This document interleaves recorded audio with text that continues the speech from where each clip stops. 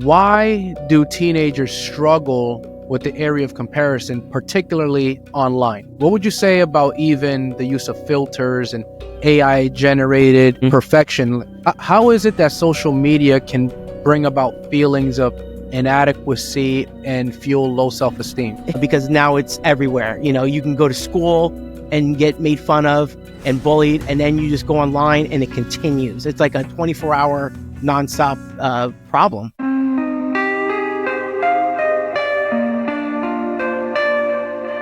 All right, guys, so we're going to be talking about comparison today, the comparison trap.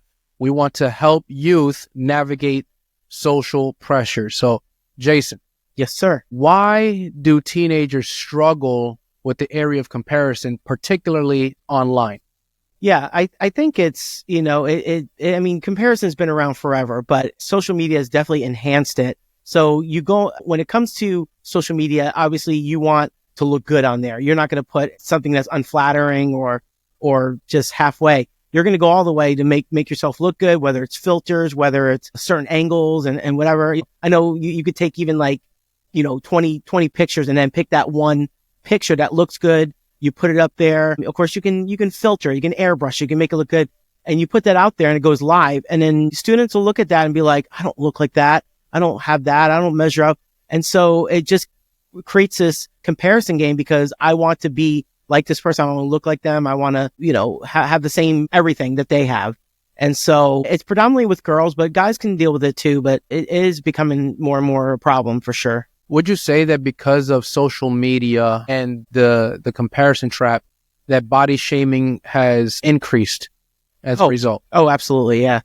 Yeah. I mean, so, again, it's that they want to look perfect, right? And so if they're not perfect, they worry about what people think about me, do I look good? And I remember, there's a really great documentary on Netflix called The Social Dilemma. And they did these little clips where it was like just a little role play. And I remember this one girl, she took a picture and posted it. And everybody's like, oh, you look so cute. You look great. And then one person made fun of her ears. So all of a sudden now she's self-conscious. She's hiding her ears behind her hair. Now all because of that one comment. It's crazy because you could have 50 people post great things. One person posts one thing that's negative, and that's the one that they stew upon and just can't get out of their mind. Yeah, it's crazy because when we look at even adults use social media in a way that we only want to promote our highlight reels. We never post our failures. There are some people who do because they're using it as a form of reflection. But sure, for in large part, teenagers and adults, we only want to show the good things that are happening in our lives. So even it shows itself with the pictures that are being posted. What would you say about even the use of filters and AI generated perfection? You have people who catfish people. So for example, they're no longer using other people's photos anymore. They're now using AI to slim themselves down or to use a particular filter in order to get the attention that they desire. Right. You said that predators are doing that, or you said what do you mean? Oh, okay. No, I thought you meant because you said what they can do is they can take a picture. So in the past, people, like if you were to watch this TV show is no longer in existence, but catfish. So the term catfishing means that you would steal someone else's likeness, photos, and then pretend you're that person behind the screen. And then when you meet that person, you're not that photo. Yeah. But now it has morphed where it's still you. Okay. But now you've added all of these filters, you've shaved off a few pounds, and now you look like a totally different person. But even though it was your likeness and your photos, and now you're catfishing people in that way. Okay. Yeah. Yeah. Absolutely. Yeah. The game has definitely changed and it's constantly changing. And so, yeah, predators could be using AI to make themselves, it's them, but making themselves look younger. I mean, dating.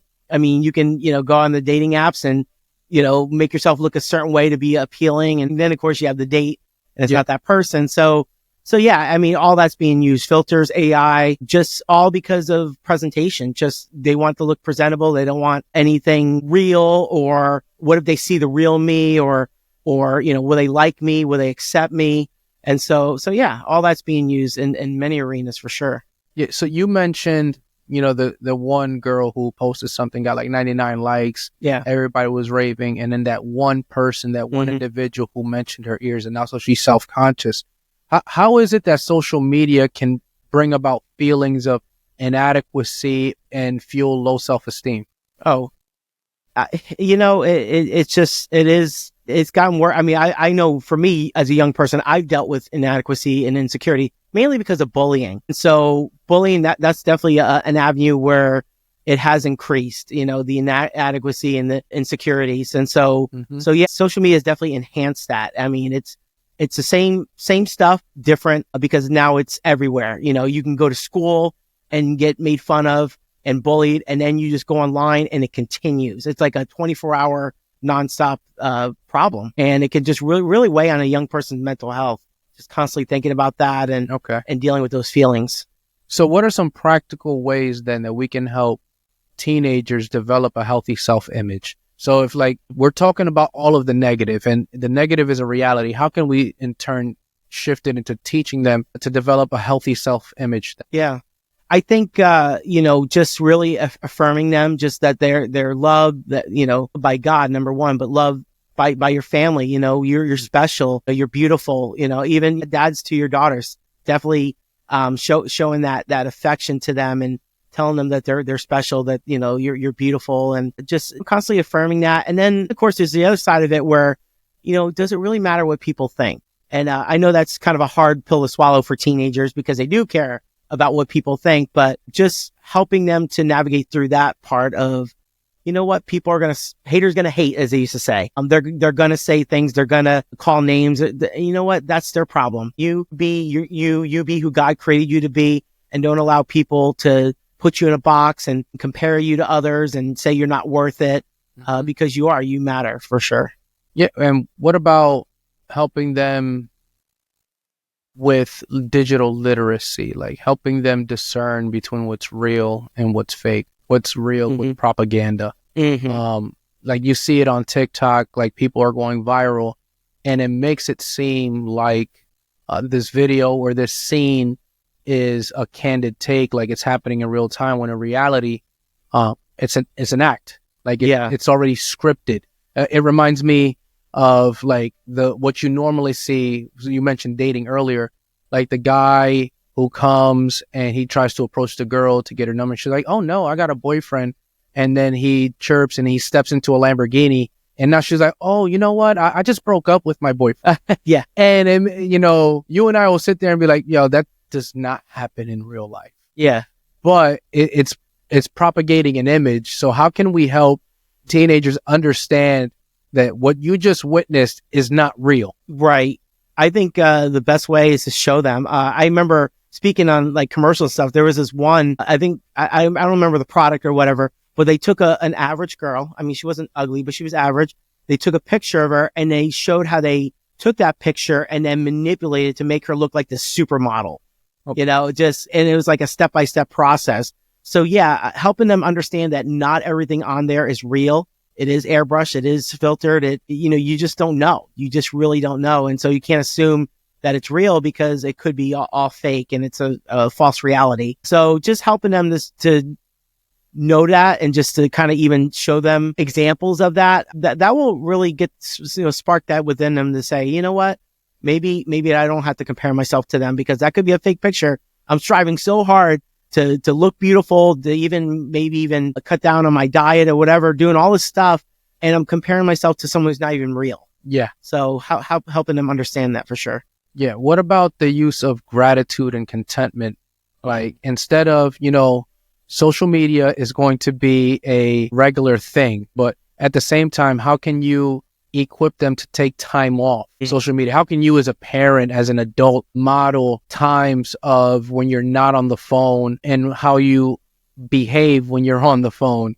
Like, your kids are going to follow you on social media. So how are they going to view your interaction? Are they going to view you as someone who's a troll and they're just going to mimic that behavior? Are you modeling, a good, godly approach towards your interactions with people? Are you highlighting things that you're thankful for instead of comparing yourself to, "Honey, let's go buy this bigger house because the Joneses down the street just upgraded their house"? Like, are you modeling that before your children? Now, when you talk about modeling, are you talking about like being on social media? Being an example before your kids. Okay. So are your students following you on social media, or are you talking about like how you use the phone while they're watching it? Because this can go either way. So let's go two ways. I like that you bring that up because, as a podcast, we are geared towards educators and youth workers, but also we want to equip parents. For sure. So there's a way in which a parent engages with their children on social media, but then as a youth worker, it's unwise for you probably signed when you were a teacher that you were going to create your social media private so that your students don't follow you. Right. But then when you're no longer their teacher, they start following you. So even that, there's this self-awareness of how you conduct yourself on social media that can influence the young people, specifically in the area of comparison. Right. Okay. So I'll answer both of those, I guess. I think if it's a child or a teenager watching you with a phone in your hand, like the one I have here, am I spending way too much time on it? Is it like always on it where I never interact with the family and I don't have a balance? So that's one thing. It's just modeling your screen time so that they see, well, mom and dad, they're always on it, or they're not. They do put it away when it's church time, when it's dinner time. They have a balance. They put it away at bedtime, So first of all, living by example, instead of just coming down on them for being addicted to their phone, you got to model that too. It's like not just do what I say, not as I do. So that's one avenue. Another thing is like, for example, Instagram. I'm on Instagram and so are my kids. So I follow them, they follow me. And so I don't post a lot of posts, but I post a lot of stories. And so I make sure everything I post in the story is edifying and glorifying to God. I just make sure that I live by example so that they're seeing somebody that just doesn't post a lot of junk and trash and just mindless stuff. That is really good content to encourage people, to help them in life. So yeah, I know they're reading my stuff. I get to see the views of like, oh, they did read that story. They did watch that video I posted. And sometimes I'll even share stuff in their inbox if I feel like I'll share funny stuff too, but inspiring stuff, just things that we've had conversations about. You mentioned identity in comparison, like young people are trying to find their identity online. So what can we do as educators and youth workers to help young people, particularly let them know that their identity is solely in who God made them to be? If they're Christians, then who they are in Christ. So how can they find confidence in God's design and their uniqueness and not on online validation? Yeah. I mean, keep reiterating, keep affirming. I think it's very, very important that a family should be in church, find a good local church that is a community, because, they're only going to listen to parents so much. It's always good to have like a youth group with a youth pastor, youth leaders. They're surrounded by people that are encouraging them, lifting them up, even allowing them to get involved, getting involved in serving in some capacity. So that's what I see with my students, my teens. I see them when they get involved, they're looked at as leaders, and hey, can you be in this video this week? Or, hey, can you help with this? Can you be a part of this? And then they feel part of a community. They feel that love and acceptance. And I think that's very important. So getting involved, not just at home, but also within the community, just with involvement and with positive reinforcement. It reminds me of teach the Bible to your kids. So, we mentioned contentment and comparison, right? 2 C's, alliteration, right? But as you think about it, 1 Timothy does say like godliness with contentment is great gain. So if you want to combat comparison, strive to be content with what you have. If you are coveting, comparing, desiring what your neighbor has, and because you're no longer content with what you have, you're opening the door for them to judge yourself by the standards of other people online. But if you are rooted in contentment and as showing that, modeling that to your students or to your children, it can help them see, that just because God has blessed people with material gain doesn't mean that our lives should be defined by it. We want to teach students, each individual, they're made in the image of God. Because they're made in the image of God, they have value, they have worth. And not only that, they have a uniqueness in their gifting, in their personality. And those are the things that should be celebrated. You want to, I have a 2-year-old son who's very rambunctious. He's very hyper. but he's also very smart. Mhm. And, he picks on things very easily. So we want to observe his personality traits and see the unique ways that God has wired him and celebrate those things. Right. And as we celebrate those things, so that he can then have the confidence, the self-esteem, because the world is going to try to tear him down. For sure. But you want to do everything you can to build your children up. I love that you mentioned find a good church home, being in community. Yeah. Because many times what happens here in America, in the United States, the way we function, we treat our faith as a private thing or as an individual thing before it's a community thing. Rather, it's a community thing first before it's a private thing. Right. So many times we want to individualize our faith, but God, he established a church of people for himself. Individuals make up that people, but we're part of a community, and God speaks to that community. God forms that community. And it is through that community that our individual lives are then transformed, and then we can live out our faith and practice in individual ways, but we're representing a community. I just wanted to comment on something that you reminded me of, talking about community and being around the right people. Sports are really good. An example, my daughter plays basketball, and last night we went to her awards banquet. Yeah. And the coach went around to each player and said something about them, about their skill. And so when he got to my daughter, he was talking about how no matter if she's put in the game 10 seconds or she plays most of the game, she always finds a way to score. She always makes a way, whether, just in the middle of everything. She's a bucket getter. Yeah, she is. She is. She hits those threes like Caitlin Clark, man. I mean, I'm telling you. And, but that made her feel good. That she was, first of all, my wife and I were like, man, that was really nicely said. That was sweet. But it was very sweet. And then afterwards, when we talked to her, she's just like, she didn't get everybody got something, but she didn't get one of the main awards, but she walked away with, I like what he said. That just really made me feel good. Yeah. And so, sports, church is good. Sports is good. Any type of community where they're involved with positive reinforcement like that. That's good. Yeah. That's good.